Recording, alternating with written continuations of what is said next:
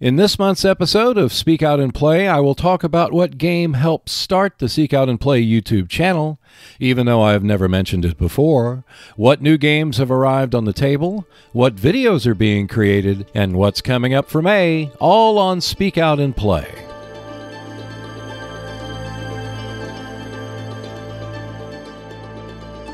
Hello and welcome to Speak Out and Play, a monthly podcast from the Seek Out and Play YouTube channel. Thank you for being here. As of this month, April of 2024, Seek Out and Play is 5 years old. The first videos were published on April 3rd, 2019, and at least one video has been published every Wednesday since. It's still my goal to publish a new video each week. I wanted to prove, if only to myself, that an edited, professionally produced, for lack of a better word, video could be made in the field of wargaming YouTube channels. In that regard, I believe I've succeeded. YouTube channels do not have to be just one shot of a person sitting in front of the camera or behind the camera to talk about a game. Not that there's anything wrong with that. I feel like Seinfeld right there.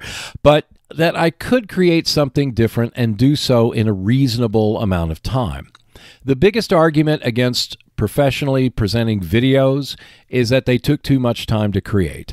Well, after working at it for a little while, I have honed the production process for most of my videos down to 90 minutes. Sometimes even less. And now I not only present a video each week, I produce them well in advance. In some cases, several months in advance. It is true that the videos are short, but I do try to keep them to the point. I don't have a clever transition to Warfighter Corner, so here is Warfighter Corner.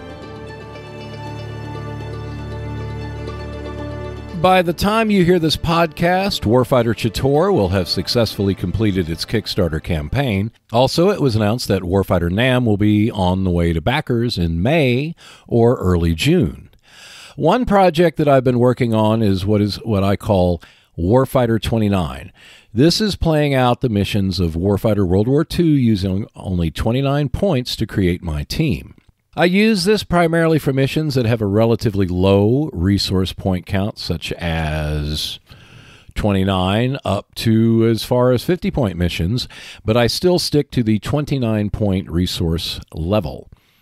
Having said that, one of the biggest benefits is that you create a 29-point player soldier or team that has one or two cheap squad soldiers maybe, and once you play a few missions and gain some confidence with this approach, it's easier to create larger teams for bigger missions. For example, a 50-point mission means that you only need to create a 21-point player soldier to add to your 29-point team. And perhaps more importantly, it adds that role-playing element of having a soldier or soldiers that you're familiar with taking on new challenges, strengthening the connection to the mission and the game. This results in a better experience, in my view, something that is a little bit more like role-playing rather than just playing out the game itself. It's a series that intrigues me because while it's no replacement for playing bigger missions, it does provide a fast way to create a player soldier, add a squad soldier or two, maybe, and get started. I'm going to try and create 29-point teams for all the major nationalities, but there are quite a few of them.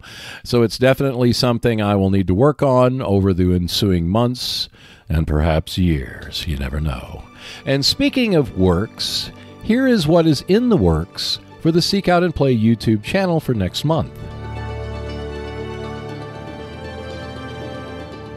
In this month of April, I have created a few videos. 2 of them will be featured next month on Seek Out and Play as the coming attractions that you'll see later on in this podcast will explain. The first I've already talked about, which is the Warfighter 29 series. The second is on the GMT game Vijayanagra. The history of Vijayanagra is fascinating. It's an empire that we in the Western world know little about.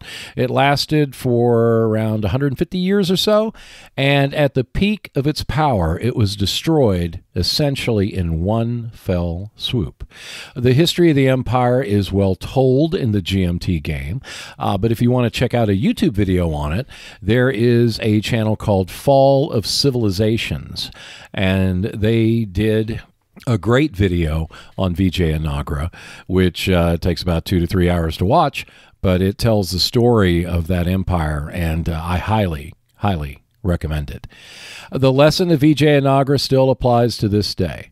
There are some situations in which the best thing to do is nothing at all. Had the emperor of Vijaya Nagra simply left things alone, his empire might have lasted another 5 years, maybe 25 years, or 250 years, who knows? But it would not have been destroyed as soon as it was if he had simply done nothing. The first video will focus on the non-player system, which allows for 2 of the 3 factions to be controlled by a bot. But I mean, you can play it three-handed, and that's what I've done. And there's positives and negatives to using the non-player system. The video itself is just going to cover really how to read the non-player card and associate that with the sheet, so it gets you off to a good start in that manner. Also, as of this month, it has been 5 years since I started the channel, as I mentioned before. The first video that I published back on April 3rd, 2019 was 1066 Tears to Many Mothers. It was a video that explained how the wedge and battle system worked in that game. On that same day, I published one of my more popular videos, which is called Warfighter World War II, Do You Need Expansions? And I still see that pop up every so often as people watch that video 5 years later. So I'm rather proud of that. Warfighter was the game system that I based my channel around, but there was another game that would have shared the spotlight that I seriously considered making just as important to my channel as I did Warfighter, at least in the early days. But I will get to that later. I started a weekly post about what game is on my table. Every Monday, I post a picture of what I'm playing, although unfortunately this week it was Tuesday when I got around to it. But every Monday, you'll see in the notifications what I've got on my game table. Some of the games that you will see will be produced for the channel, and some will not. For the most part, you will most likely see some Warfighter missions being played out, which will be part of that video series. But I felt that it was important to show the weekly process of what I go through in both making the videos and playing the games. There's not much fortune and glory in what I do, but what I can say is fortune and glory played a strong role in creating the Seek Out and Play YouTube channel.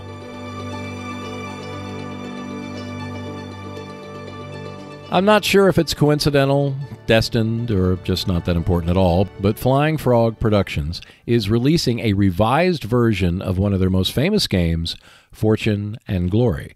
Fortune and Glory is a seminal game in the creation of the Seek Out and Play YouTube channel, even though I've never mentioned it before, much less showed it in the 5 years that the channel has been on.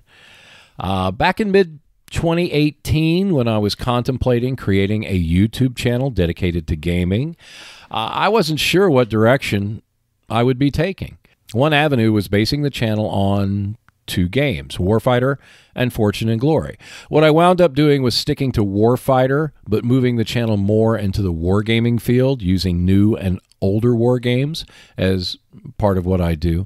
But there was a time in which I considered extending my channel into the general board game and RPG field instead.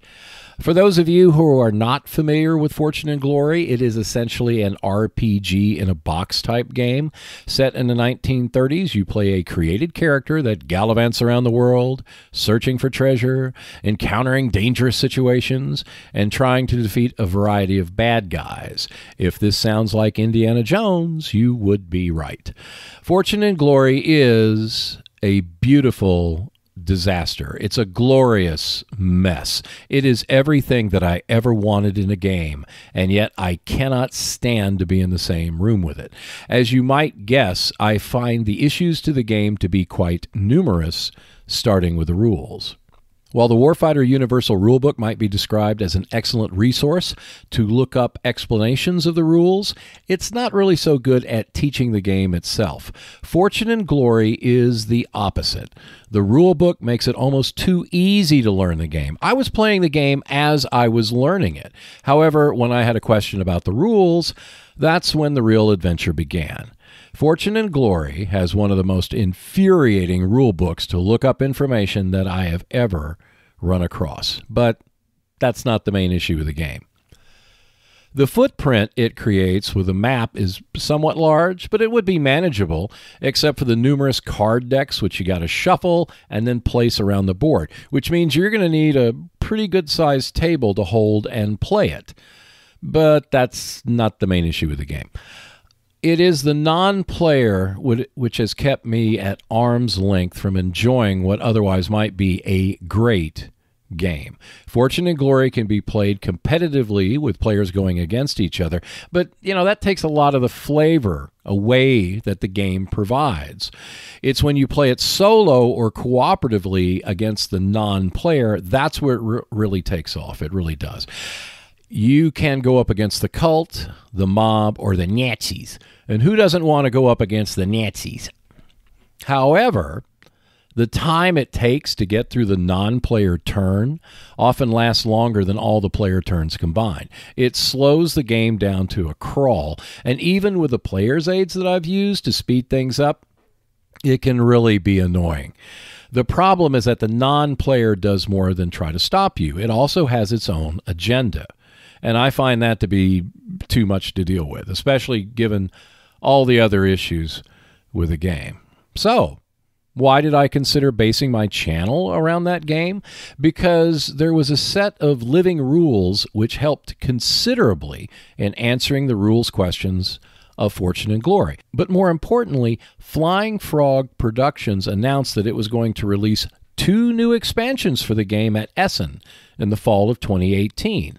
One of the expansions would revise the temple rules, yet another aspect of the game that was quite confusing. I thought that by using the living rules combined with the expansions, I could create a set of videos that would explain the game, much like I've done with Warfighter.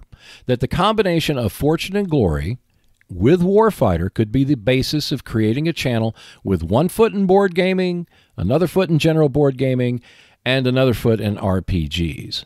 Because Warfighter does have a substantial RPG element to it, in my honest opinion. So I decided when the company released the new temple rules for Fortune and Glory, I would start my YouTube channel and begin with that game. As of when I recorded this podcast, neither expansion has been released. So, by the end of 2018, when I decided to go full bore into creating Seek Out and Play, I kept Warfighter as a basis for my channel and stretched into the wargaming field instead. And now, like that ex-girlfriend who shows up on the news after winning the lottery, Flying Frog Productions has released a revised version of Fortune and Glory that I assume fixes at least some of the issues with the game. While it's too late for me to change the course of my channel at this point, I am interested enough to find out what is different about the revised edition to see if it's worth my time and money. But the news of a revised edition of the game arriving at the 5-year anniversary of Seek Out and Play did cause me to think back about what might have been, because it was the interest in creating videos about Fortune and Glory that was one of the reasons why I started the Seek Out and Play channel, even if I never went any further in that direction. And speaking of directions, here are the videos that will be presented in May 2024 on Seek Out and Play. For the first Wednesday in May 2024, Seek Out and Play presents an example of the non-player rules in Vijayanagra by GMT. The short video presents an example from page 11 and 12 of the non-player rulebook. The video demonstrates how the non-player sheet, along with one of the non-player cards, to show how the process works. Vijayanagra is designed for 1 to 3 players. The game can be played using the non-player rules to control 1 or 2 of the 3 factions. Players may also play all 3 factions themselves if they desire. The game itself offers insight into the complicated world of medieval India, the separate factions, and the coming storm of the Mongol invasion. For the second Wednesday in May 2024, Seek Out and Play presents the first in a series of videos called Warfighter 29. This is an optional version of the game that allows players to start with just 29 resource points to take on various missions. The video shows how to play with 29 resource points, the types of missions and objectives that are best suited for the series, and a team example created from the Warfighter North Africa core set. Future videos in the series will include team examples from different nations. The series is designed to help new players create their own small teams so they can play missions quickly. It's also perfect for those who have less time to create a larger team. For the third Wednesday in May 2024, Seek Out and Play presents Raid on Saint Nazaire, optional rules for open locks and caissons. Raid on Saint Nazaire is an out-of-print game by Avalon Hill. The short video covers the optional rules for open locks and caissons that allow for the inner areas of the harbor to be attacked. The video is based on the optional rules found in the General magazine. For those who play Raid on Saint Nazaire, this provides additional challenges and opportunities to take advantage of attacking areas of the harbor that are now more vulnerable. For the fourth Wednesday in May 2024, Seek Out and Play presents a How to Play video for Enemy in Sight, an out-of-print game by Avalon Hill. This short video demonstrates how to play the game, which includes an overview of the game itself, along with a general setup. In this video, you will see the action cards, ships, and status counters. Enemy in Sight is a beer and pretzels game designed for lighter play, which can be played between more complicated fare or when playing with a family. Check out more videos on Avalon Hill games when you visit the Seek Out and Play YouTube channel. Also, I have an X and Facebook page which delivers news about the channel, along with a monthly podcast which you can find on Spotify and BuzzFeed. And if you want to support my efforts in maintaining the channel, I have a Patreon page for monthly donations, or you can buy me a beer for a one-time donation. Check out more videos on the Seek Out and Play YouTube channel, and I will see you next Wednesday. And that's it for the April 2024 edition of Speak Out and Play. Thank you for listening. You can find Speak Out and Play on BuzzFeed and Spotify, with a new episode being released on the Monday before the last Wednesday of each month, and on the Seek Out and Play YouTube channel on the last Wednesday of each month. And if you want to catch the podcast and all the videos on the Seek Out and Play channel sooner, they appear 48 hours in advance on my Patreon channel. A new video is released on the channel each week, so I will see you next Wednesday. And if you see Sally, bring her all the way home.